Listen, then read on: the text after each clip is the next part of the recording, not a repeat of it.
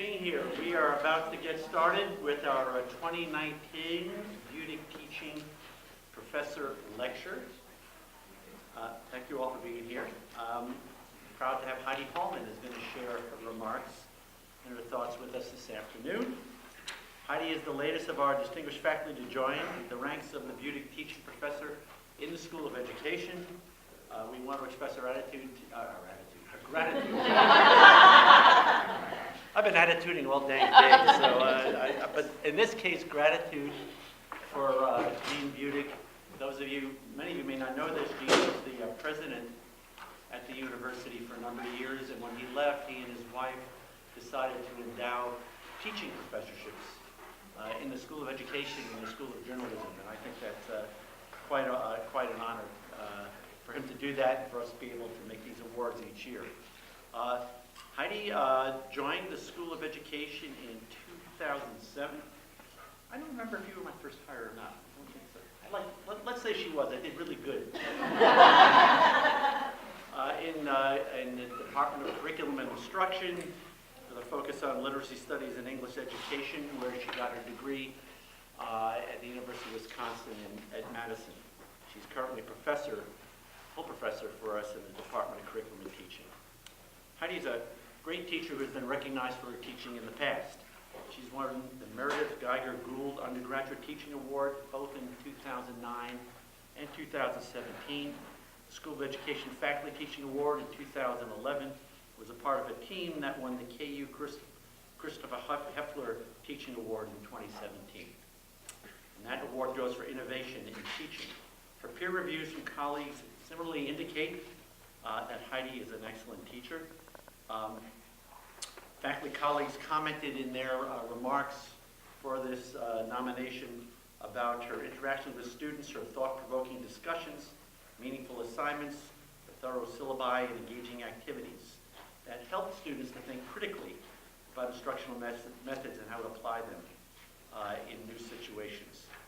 She currently has been the advisor for over 50 undergraduate students, has chaired 28 master's committees, and serves currently on 25 doctoral committees in C&T.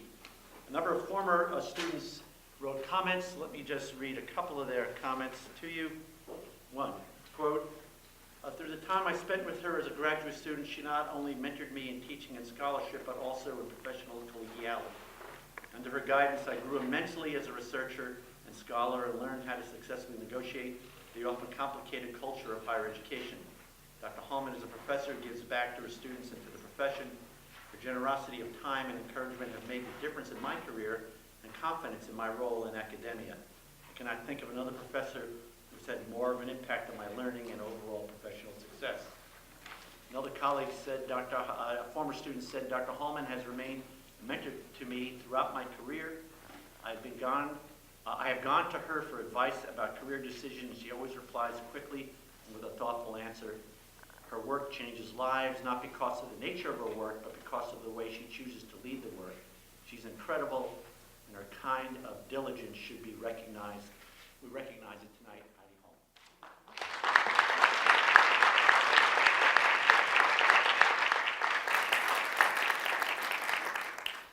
Thank you, Rick. I'd like to start by thanking the family of Dean Budig. I think recognizing quality teaching as an important mission at KU is important to many of us who I see here in the audience today. I'd like to thank my colleagues in the SOE as well as in the Department of Curriculum and Teaching, especially Susan Gay and Joe O'Brien, who've been my teaching mentors, and Doug Huffman, who was my faculty mentor when I started at KU as an assistant professor. I'd like to thank Frank Carey, who helped me with all the videos you'll see of students today. My husband, John Modis, is here today, and our children, Ari, Helena, Sigri, and Nico. They support me in my day-to-day work as a scholar and teacher educator. And finally, my students, my pre-service teachers at KU and the graduate students I work with in our department, they are what make my work meaningful, and I thank them.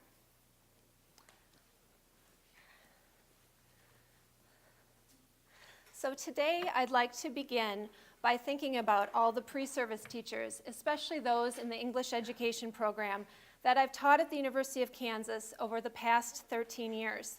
This group of novice teachers are a spirited, creative, and inquisitive group, and they remind me of myself, once in their place as a beginning teacher more than 20 years ago. Here I am as a new teacher with my students at the end of a school year. Each of these students has a story that I remember, and I'll be sharing some of those stories with you today. When I think of the challenges that beginning teachers face, I can't help but think of myself in my classroom and remembering the choices I made in my first year. Since being a pre-service teacher and then a high school English teacher in the 1990s, I've always also been interested in the tensions and challenges that teachers face, and whether these tensions concern curriculum, instructional practice, or the roles of teachers themselves.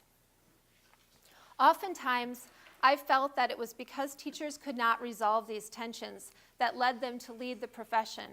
But as the years have gone on, I believe that beginning teachers need the knowledge of why these tensions exist in order to persevere and thrive in the profession. They also need a clarity of what is important amidst the challenges. And a quest for that clarity is something they start longing for in their years in teacher education. They carry it with them into their first years as an in-service teacher, and sometimes these tensions resolve and they find a mastery within their practice. And other times they find themselves in the complex educational environment searching for clarity. Today I'll highlight some of the domains in which these challenges assert themselves, and then I'll ask how teacher education might help beginning teachers gain ideological clarity, asking what matters in teaching and how can we recruit what matters into the classroom. It is important to consider how we too, as teacher educators, can help pre-service teachers in their journey to becoming teachers. Part of our task is assisting them in accessing sets of overlapping resources: programmatic, disciplinary, dispositional, experiential, and relational. I frame my discussion of learning to teach as dependent on articulating a more expansive understanding of the context in which pre-service teachers learn to teach today, and I call this context uncertain times. And I'll go on to discuss this in a minute. Then later, we'll hear from pre-service teachers themselves, all students who I've taught this past year in the English education program, as a way to think about how they bring both insight into the internal and external dimensions of their craft and how they negotiate teaching. But first, and we're going to go a little dark here, we'll circle back to the light. There are plenty of tensions in teaching and teacher education today. In teacher education, we find ourselves in a trying time. As popular descriptions of teacher education go, we are a broken field. Policymakers often view traditional programs like ours, housed within higher education, as not a viable context for change and unresponsive to the change that is needed to prepare teachers for U.S. schools, especially those serving the highest needs students. Instead, new ventures and market-based reforms to preparing teachers have proliferated throughout the past decade especially, challenging not only the structural coherence in our field, but also our philosophical premises. Teacher education programs and scholars have fought hard to create an agenda that legitimates our field. One of my mentors, Ken Zeichner, refers to this movement in teacher education as the professionalization agenda. This movement has focused on preparing teachers to engage with rational and evidence-based teaching practices. And the professionalization agenda has sought to forefront the rational and technical skills and dispositions that individuals need in order to become highly effective teachers. With its focus on raising the status of teaching as a profession, the professionalization agenda has undergirded various reforms, such as the end to issuing emergency teaching licenses to alternative routes that fail to provide adequate preparation for teaching, aggressive recruiting of teachers in high-need areas, and a more ethnically diverse teaching force, higher standards into entry and exit from teacher education, professional development schools, the establishment of professional standards boards in every state, and greater university-wide support and funding for teacher education programs. Rational and technical skill are certainly a critical piece of a teacher's framework for understanding the work of teaching. But we must know that we are enacting these practices in an ever-changing external context. Not only should teachers have sound understanding of the skills and pedagogies they use in the classroom, but they must be able to situate these broadly amongst other skills and practices. The result, if they do not do this work, is increased fragmentation and incoherence in the learning to teach process. Beginning teachers and teacher educators alike must seek to place the rational, technical, dispositional skills in which they become adept with a critical view of the classroom and school context. And I refer to this as learning to teach in uncertain times. It is not just about embarking on this in the pre-service years, but the continual work that we must do throughout our teaching careers. My use of the term uncertain times draws from the concept of new times, a term used by scholars that points to the rise of the network society, the social, political, economic, and cultural changes caused by the spread of networked digital information and communication technologies. Scholars, including G. and Castells, have argued that the combination of social and media networks has shaped organization at all levels. Other scholars have augmented the discussion of the network society with one of neoliberalism and radical capitalism. Neoliberalism has stressed market-based solutions, individualization, and privatization across global contexts. Though as a concept, it plays out differently across contexts, it has become ingrained in a popular consciousness as a kind of common sense. And this common sense decision-making is something that has propelled market-based solutions to have a particular power in the field of education, one that forefronts and justifies action at all costs, even the action of deploying, for example, underprepared teachers to serve the highest needs schools and students. Some scholars claim that education as a whole has been reoriented to provide human capital so as to service and compete in the global economy. Gotti and Catalano juxtapose conceptions of what they see as teaching as a journey with teaching as a business. And this becomes an apt metaphor for how disparate ideologies of teaching can perhaps present irreconcilable variations to beginning teachers in the learning to teach process. Teacher ed programs like ours may lean more toward embracing the journey metaphor, but they may be in some ways out of touch with current realities where Gotti and Catalano claim that, quote, teachers are machines. Contrasting the metaphors of teaching as a journey and teaching as a business showcases how the neoliberal agenda often disrupts the humanizing aspects of teaching and instead moves teachers to embrace routines, test scores, and measurable gains. Teachers clearly feel the effects of such mandates and struggle to teach alongside neoliberal policies. In creating alternative practices, they sometimes feel that they are going against the grain in schools in which they teach. And as private and charter schools emerge in contexts where privatization processes have helped close public schools, acquire school buildings on the cheap, and voucher programs have helped move public funds to unproven private schools, we must, as teacher educators, remain cognizant of what our vision is of teaching today. We must realize teacher education's potential as a democratic and justice-oriented endeavor, and we must use our knowledge as a means to interrogate and resist neoliberal policies, and we must help our students do the same. So I now turn back to our students and the context in which we work.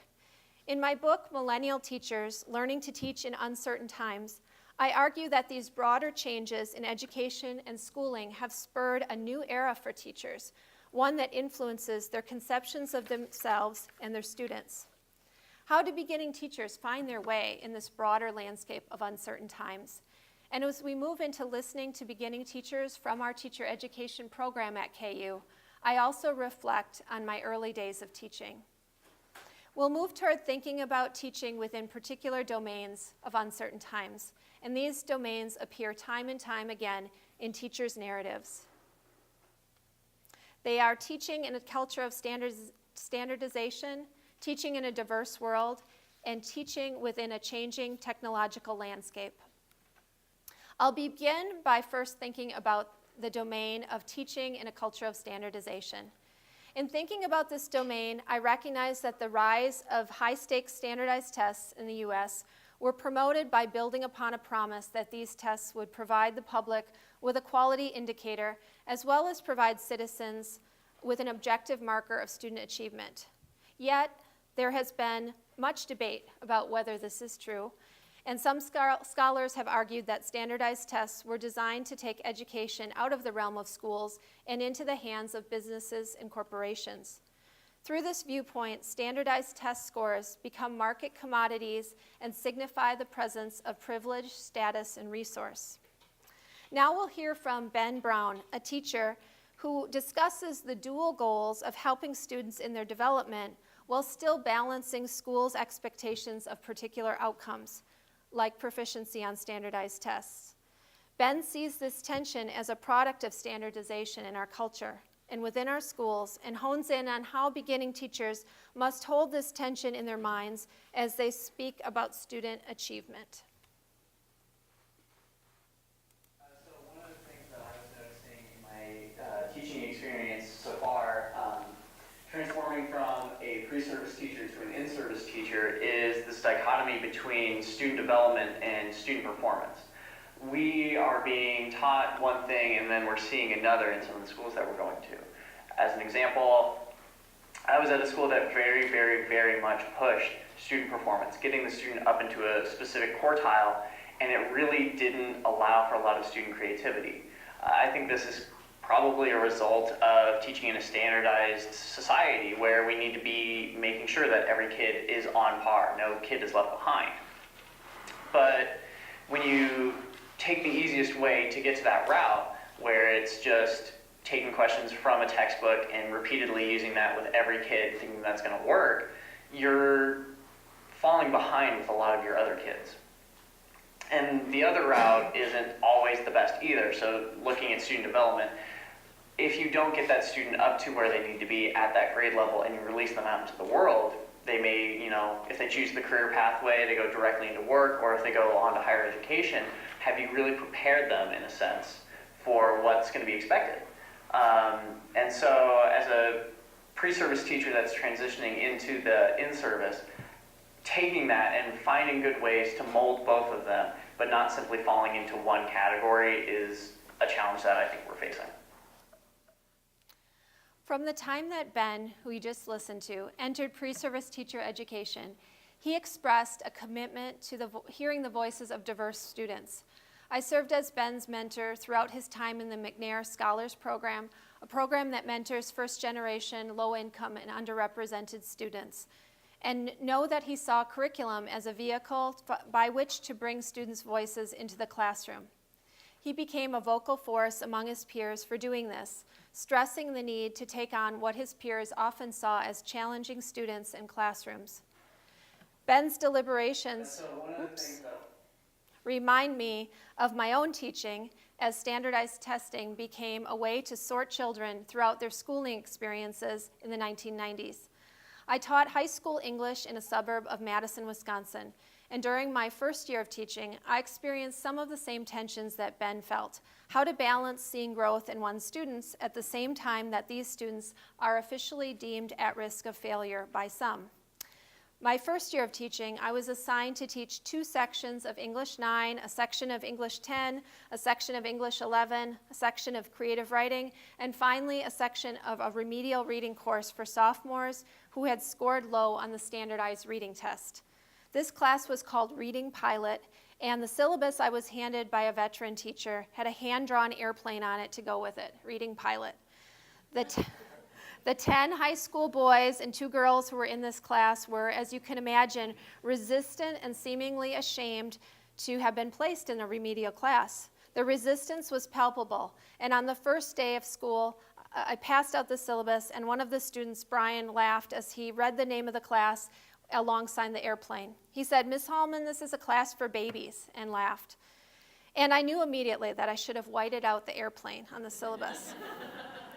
Over the course of the following weeks, I found ways to dispel the myths that these students believed about themselves. They had been told they were not good students, they were not engaged readers, or they were not interested in school, And really, none of this was the case. We just had to work on making all of these things approachable for them. With care and what Ben stressed, thinking of our project as a shared endeavor, the students and I were able to work on reading skills and, as Ben also mentioned, work on preparedness for going out into the world. Here is a picture of my student, Brian. This was the 1990s, and the suburban school in which I taught was beginning to change in terms of student demographics. In my second year of teaching, I had the first group of English language learners in the district in my high school English class. This group of students, all boys from Colombia and Guatemala, had entered U.S. schools at approximately age 12. They had been here in the schools for approximately 2 years before entering my classroom. At the time in my district, there were no resources for teaching students whose first language was not English, so I did the best I could, even typing summaries of chapters of A Tale of Two Cities so that the students could follow along with the book in class. There were no other materials that helped me differentiate instruction. When I taught students who had moved from Colombia and Guatemala, my school district did not know whether more students who spoke English as a second language would enroll in the district. However, the following year, students did indeed join the district. But with no specific ESL services in place, classroom teachers did the best they could to understand language learning and the process of how students became fluent in a language.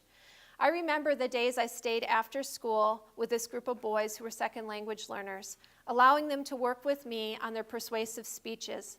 All the other 10th grade teachers were firm about having each student give their persuasive speech before a whole class of 25, but that just didn't seem right to me. I felt that Carlos and Guillermo shouldn't be put in that position, so we made another plan. And at the time, as a second-year teacher, there was no that way, and I thought that at the time this was a good plan, and there was no way that me, as a reserved second-year teacher, was going to discuss my plans with veteran teachers. So I went against the grain and acted covertly, and now, reflecting back on those early teaching days, I wish I could have spoken up. Teaching against the grain is probably something many of us have done as teachers. We've sensed right from wrong, and we've put into action our best plan. But we've sometimes done this work without really understanding what we stood for. Why were we going against the grain? Beginning teachers experience this against the grain feeling through a sense of fragmentation and incoherence. It becomes a disruption in the learning to teach process rather than a generative moment of learning. The second domain of teaching in uncertain times, teaching in a diverse world, is pivotal to understanding the students with whom we work. Many of the pre-service teachers I have worked with at KU have viewed themselves as justice-oriented. They've highlighted aspects of living in uncertain times as significant to their commitment to social justice. Throughout the years, I've gotten to know many of my students and learn more about their personal backgrounds and experiences. I've also understood the significance of their background in thinking about student diversity in their classroom, and the importance of one's learner biography applied to my own experience in becoming a teacher. My life growing up in rural Wisconsin certainly bore on my ability or lack of ability to speak up. As a first-generation college student, college was a foreign environment for me, and it was not until I arrived in Madison in the early 90s that I could reflect on how being one of a handful of students in my high school graduating class to pursue post-secondary education made the experience at UW-Madison a little more challenging for me. But I loved every minute of being at college. To learn to write essays, I would check out literary criticism on the books I was writing essays about. If I was commenting on Spencer's The Fairy Queen, I'd walk to Memorial Library and check out 5 books on that work, pouring through them, learning how scholars made sense academically of those works. As semester after semester went by, I found more confidence in being a college student. My route to teacher education was, as many other teachers and first-generation students, practical.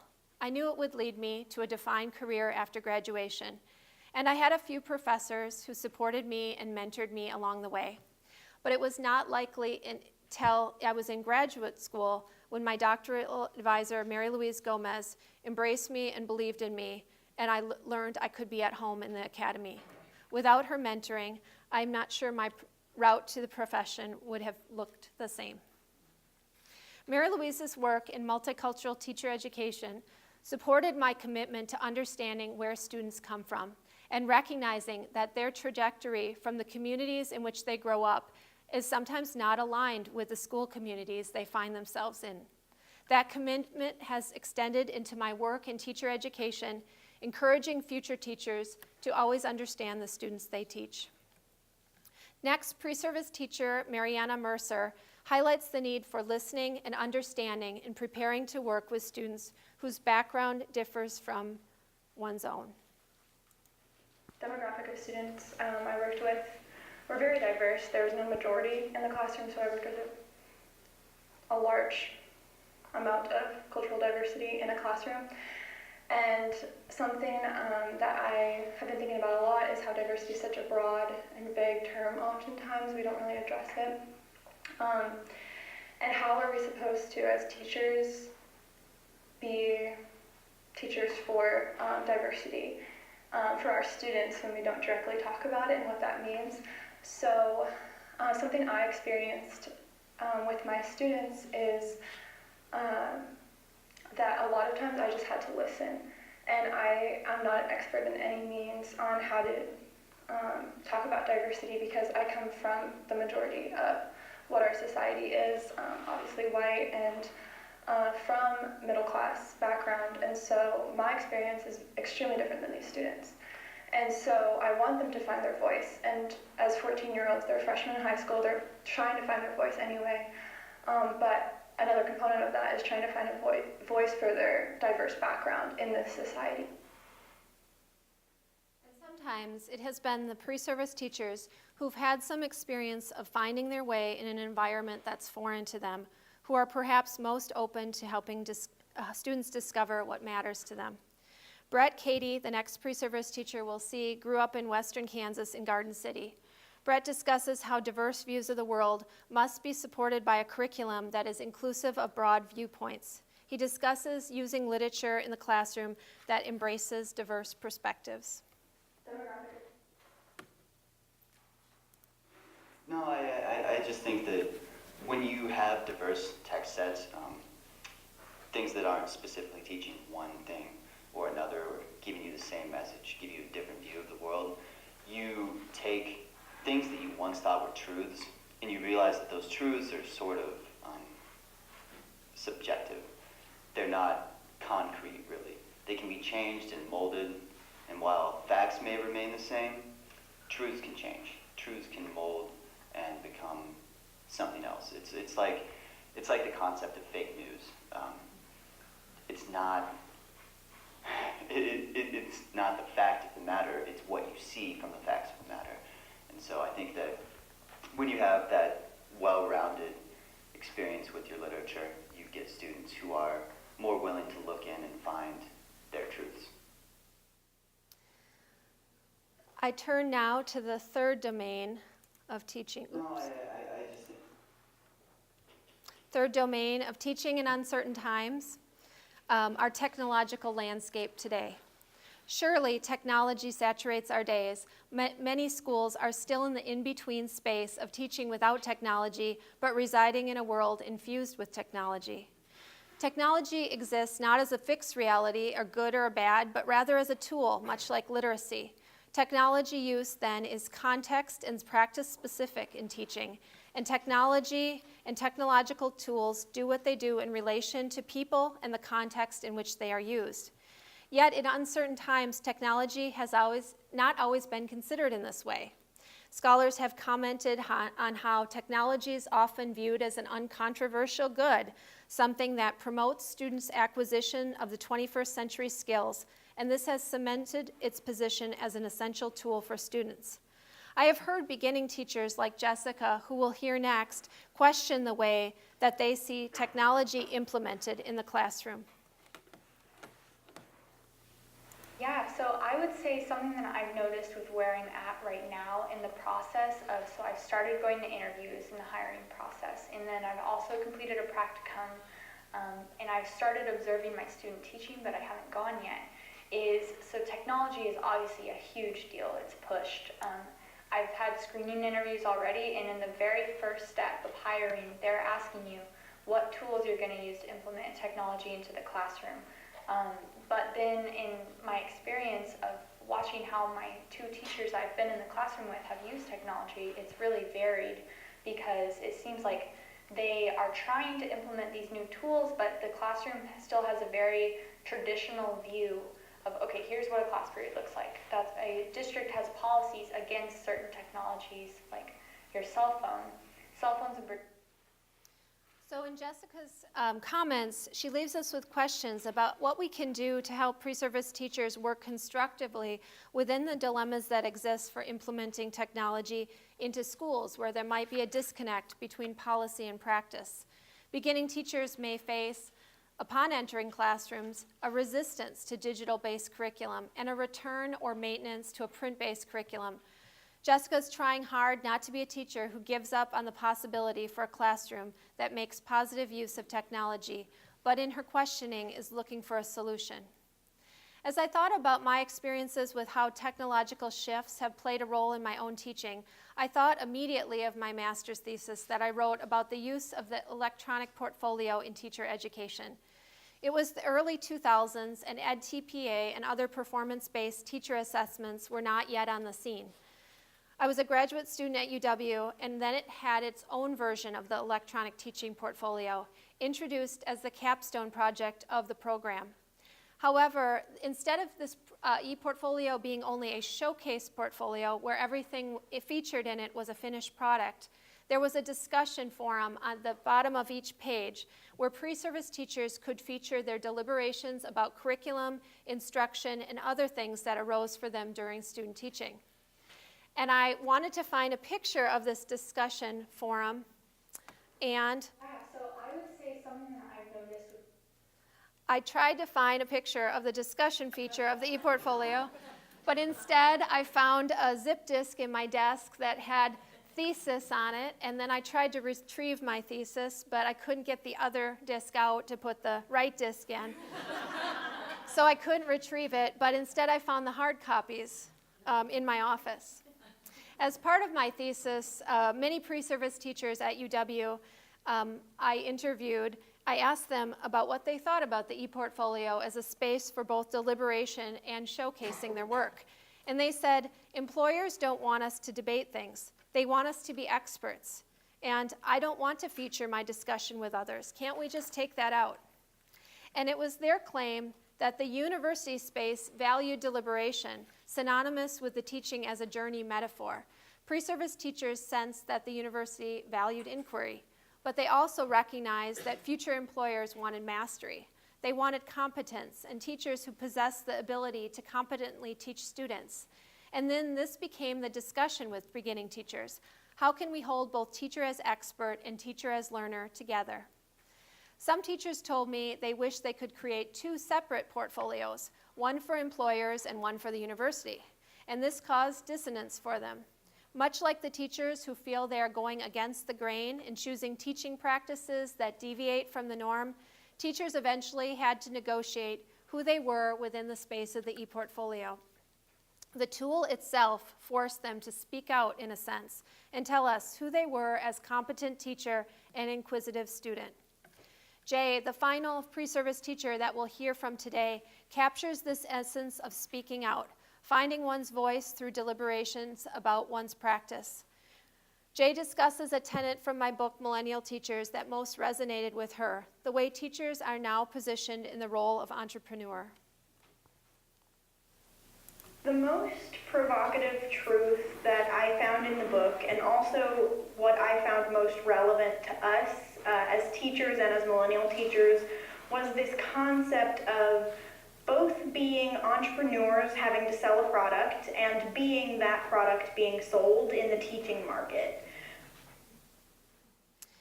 Well, finding this commentary interesting, Jay's commentary asks us to assist our beginning teachers with finding both the teachers as experts trope and being the entrepreneurs that they need to be in today's world, and balancing that with the teachers as learners, teachers who embrace the theme of teaching as a journey and teaching as inquiry. This is the transcendent narrative of teaching that we must embrace in uncertain times. And the reciprocal nature of this work, the back and forth between the practices of teaching and the analysis of how these practices are situated within the context of uncertain times, can be a productive conversation to take up with future teachers.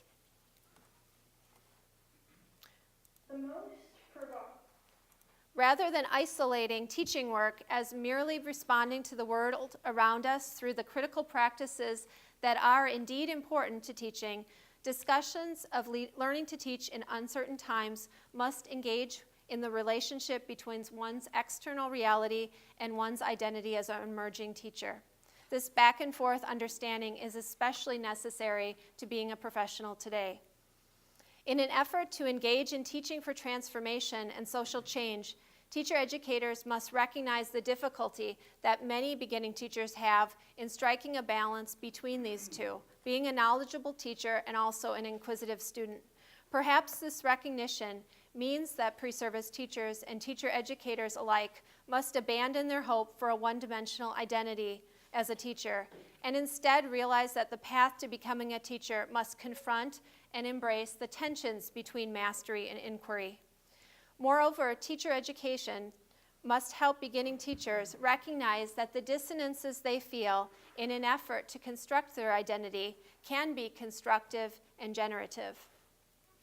As teacher educators, we must enact a parallel practice. That is, we must examine the ways that we approach our own work, acknowledging, identifying, developing, challenging, and strengthening the resources that we bring with us in order to think about how we serve our teachers.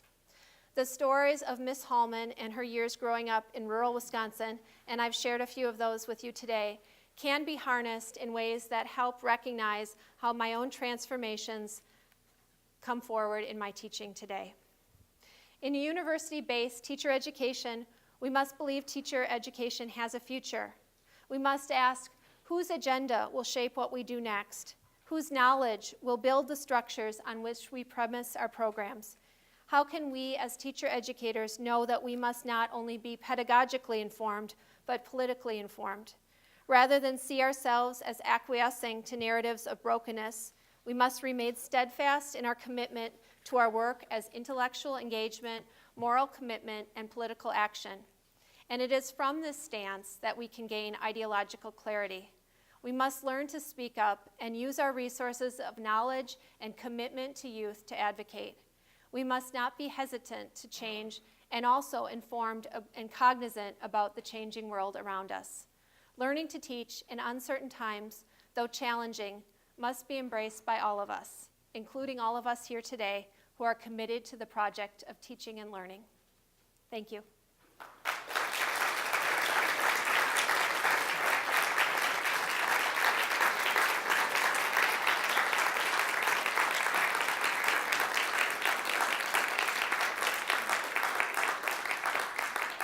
I'm sure some folks have questions. We have some time for that.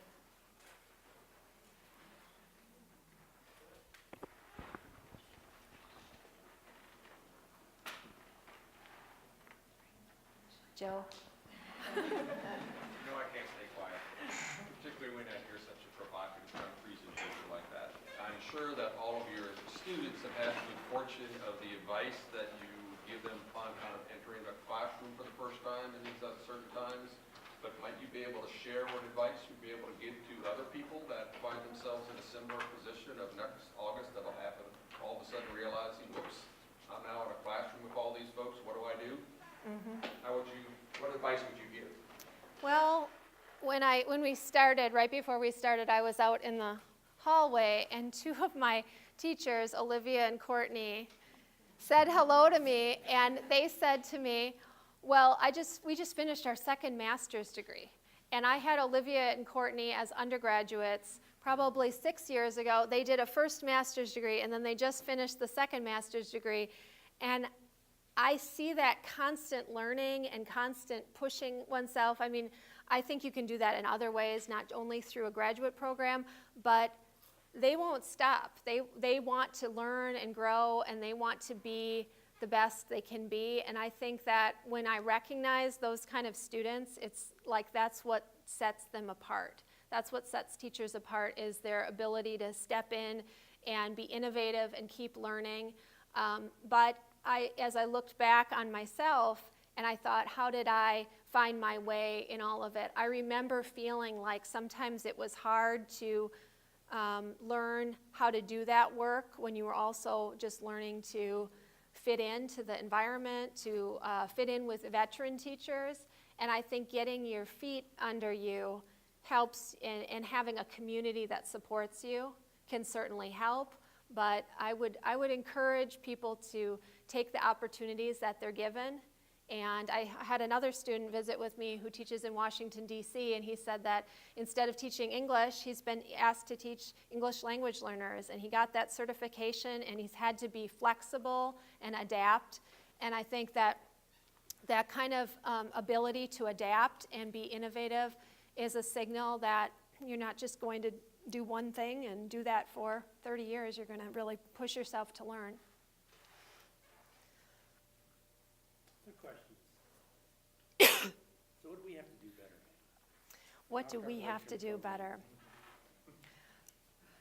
I think that teacher education is going to always be an ongoing process and I like to take the middle ground in recognizing that we need the professionalization agenda that we can talk about as researchers objectively, but we live it day to day in teacher education. And we need to value, evidence-based practice, and we need to value dispositions. We can't have a free-for-all and have people going in the classroom who aren't prepared.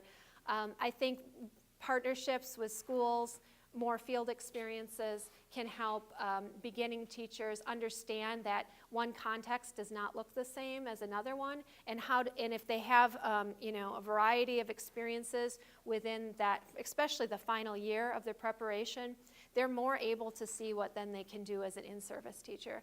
And I have always found that having those intense experiences, the final year of our program actually gives our program a leg up on a lot of other programs that do not have a full year of immersion. So I think we're doing that right. I'd have to think a little bit about particulars, but I think, we are trying to find the middle path. We're trying to find the way to use the research and use where we've come from, but also change accordingly. I think we can't always stay the same, and that has been a critique for a long time, is that we are slow to change. How would you assess the proliferation of online curriculum and classes in higher education on teaching skills and also the overall student experience?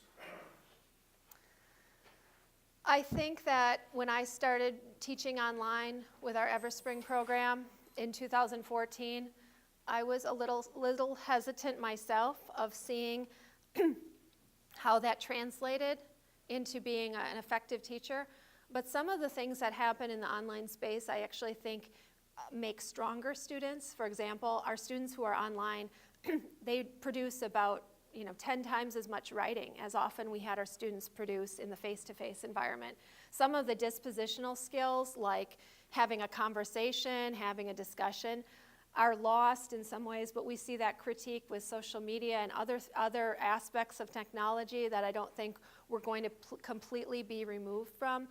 But I think, in teacher preparation, it's worrisome to think that we would only go to the online space, because in the teaching and learning process, there's such a need for a dispositional component, which is the relational. It's the relationship between teachers and students. So I've become more willing to say that the online space has its merits, especially for practicing teachers like Courtney and Olivia, who were great students both face-to-face and online. And I think they learned a lot from their programs, and I think the programs were rich with content. I just would think the dispositional aspects of being completely online would be the only thing I'd be hesitant about.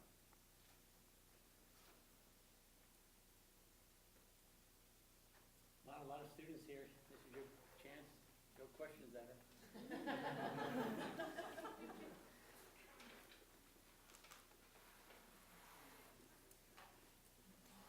Hi, Mary. Heidi, I wonder if you just speak to the importance of having great teachers out there for our pre-service students to work with. You want students to go out and reflect and bounce all these ideas and try new things, and it just feels like a lot of teachers are beat up out there and kind of just in the mode of doing their thing. So just wondered what you comment on that. I think, and I think that's where we could maybe do some things with partnerships with schools. I know that it always makes me feel good to have teachers at every middle school and high school in the area be willing to mentor my pre-service teachers, and then that connection can be continued. I also think that I have groups of teachers who are willing to be guest speakers here at KU, and I invite them to visit my methods class, and they do it because they want to. But I think maybe if more teachers were given those opportunities to have a foot in our world, they would jump at that, and they would see themselves as part of the enterprise in ways that maybe they're really isolated from it after they finish here. So maybe with our online space, with the virtual network of practicing educators, we can invite more of that collaboration, because it depends on us to foster that too. We're the ones who have the connection in both spaces, so we have to own that. Final question, anyone? Let's thank Heidi again for the great.